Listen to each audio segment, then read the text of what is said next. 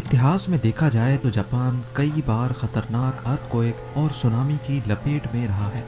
वैसे तो अर्थक्वेक और सुनामी से बचना किसी के बस की बात ही नहीं, पर जापान के पास इनसे मुकाबला करने के सिवा और कोई ऑप्शन भी नहीं है। ज़ेम की वीडियोस में एक बार फिर से खुशामदीद। नाजरीन, पिछले 1300 सालों में करीब 143 सुनामीज जापान पर हमला कर चुके हैं, जिनके नतीजे में अभी तक 1,30,874 लोगों की जान जा चुकी है। इनमें सबसे खतरनाक ईयर 1741 में आया था, जिसमें सुनामी की वेव 90 मीटर्स ऊंची थी। अफसोस की बात यह है कि जैसे जैसे वक्त गुजरता जा रहा है, जापान में सुनामी का खतरा भी बढ़ रहा है। सिर्फ 2022 में ही 300 से भी ज्यादा अर्थक्वेक्स रिकॉर्ड किए गए हैं। हत्ता के कई बार एक 300 से ज्यादा अर्थक्वेक एक ही साल में, और 90 मीटर लंबे सुनामी के वेव्स इंसान के सोच से निकला हुआ बात है। लेकिन आइए इस वीडियो में देखते हैं कि जापान अपनी हिफाजत किस तरह करता है, किस तरह इन सुनामी से अपना हिफाजत करता है। तो वीडियो को इन तक देखना। वीडियो पसंद आई तो इस वीडियो को लाइक करना और चैनल को सब्सक्राइब करना। दिन में 3 से 4 अर्थक्वेक्स भी रिकॉर्ड किए जा चुके हैं। जापान दुनिया का वाहिद मुल्क है जहां अर्थक्वेक्स इतने कॉमन हैं कि यहां पर स्काई स्क्रैपर्स को अर्थक्वेक प्रूफ बनाना कंपलसरी होता है। जबकि 2000 से लेकर 2022 तक जापान 5 मर्तबा छोटे बड़े सुनामी को बर्दाश्त कर चुका है, जिनमें 2011 वाला सबसे जानलेवा था। 11 मार्च 2011 को ओशिका पेनिनसुला से 72 किलोमीटर ईस्ट में समंदर के अंदर 9.1 मैग्नीट्यूड का अर्थक्वेक पूरे 6 मिनटों तक चलता रहा, जिसकी वजह से एक मैसिव जायंट सुनामी ने जन्म लिया। ये दुनिया का चौथा बड़ा अर्थक्वेक, जबकि जापान की रिकॉर्डेड हिस्ट्री का सबसे बड़ा था। इसके नतीजे में जो सुनामी पैदा हुआ उसने समंदर में 55 मीटर या फिर 180 फीट ऊंची लहर पैदा की। पानी की लहरें 700 किलोमीटर फी घंटा की स्पीड से सेंडाई सिटी में दाखिल हुई और कोस्ट से 10 किलोमीटर अंदर तक पहुंची।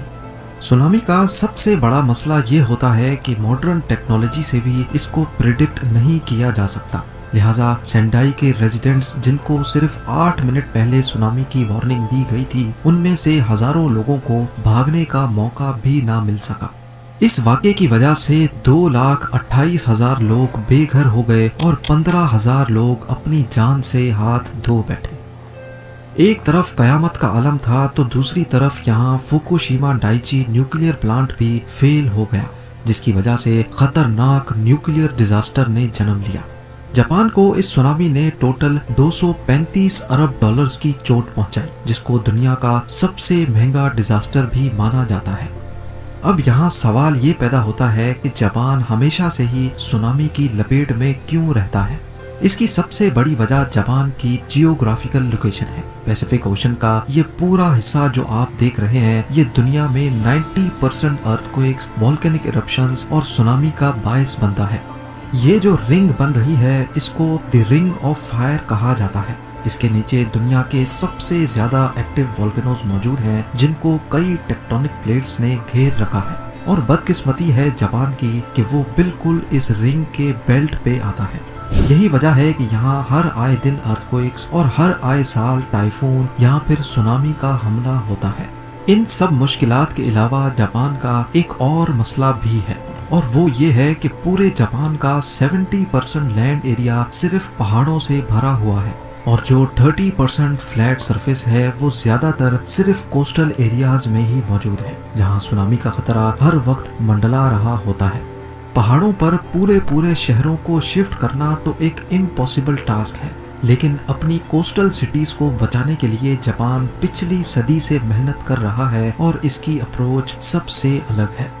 जापान ने अपने हाई रिस्क एरियाज को बचाने के लिए कोस्ट पर सी वॉल बनाई है, और ये कोई अभी की बात नहीं है, बल्कि सी वॉल्स काफी अरसे से जापान के कोस्ट का हिस्सा रही हैं। 1896 और 1933 में भयानक टाइफून ने जापान के टेरो नामी गांव पर हमला किया था, लेकिन उसके बाद ये गांव कोस्टल डिफेंस सिस्टम की एक आला तरीन मिसाल बन गया। जहां जापान ने 2.4 किलोमीटर लंबी और 10 मीटर ऊंची 2 वॉल्स खड़ी करके गांव को समंदरी लहरों से काफी हद तक बचा दिया। इसके बाद जापान की दूसरी कोस्टल सिटीज में भी ऐसे ही स्ट्रक्चर बनाए गए, लेकिन 2011 वाला सुनामी इन दीवारों से भी कहीं ज्यादा बड़ा था। सी वॉल जो सिर्फ 8 मीटर ऊंची वेव्स को रोकने के लिए बनाई गई थी, सुनामी की ये लहरें 12 से 15 मीटर ऊंची थी। इन 10 मीटर की दीवारों ने बेशक सुनामी की लहरों को काफी हद तक रोका, लेकिन कई मकामात पर लहरों ने पूरे के पूरे स्ट्रक्चर ही उखाड़ दिए।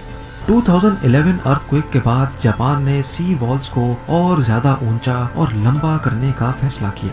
इस काम के लिए 1200 करोड़ डॉलर्स अलग किए गए और फैसला किया गया कि ईस्टर्न कोस्ट पे 400 किलोमीटर लंबी 15 मीटर ऊंची दीवार बनाई जाएगी। ये दीवारें पिछली दीवारों से करीब 5 मीटर ऊंची, जबकि इनकी फाउंडेशन जमीन में 25 मीटर अंदर तक अपनी जड़ें मजबूत किए हुए हैं। इनकी चौड़ाई भी पहले से काफी ज्यादा रखी गई है और इनका स्ट्रक्चर और डिजाइन खास तौर पर सुनामी वेव्स को रोकने के लिए बनाया गया है। इस काम के लिए पहले सिमुलेटर की मदद से आर्टिफिशियल सुनामी पैदा किया गया, जिससे इंजीनियर्स ने हर तरह के वेव पैटर्न पे वॉल्स को टेस्ट किया। एक वाइब्रेटर की मदद से 2011 अर्थक्वेक जैसा पैटर्न पैदा किया गया। वेव्स कितनी बड़ी होंगी तो कितना प्रेशर जनरेट करेंगी, ये सब पहले सिमुलेटर की मदद से कैलकुलेट किया गया था। सिमुलेटर पे नोटिस किया गया कि 2011 सुनामी की लहरों ने डायरेक्टली जापान को नुकसान नहीं पहुंचाया था, बल्कि इसने फ्लड की सूरत में, सैलाब की सूरत में आगे ट्रेवल किया। और ऐसा इसी वजह से हुआ क्योंकि सी वॉल्स ने काफी हद तक वेव्स का प्रेशर तोड़ दिया था।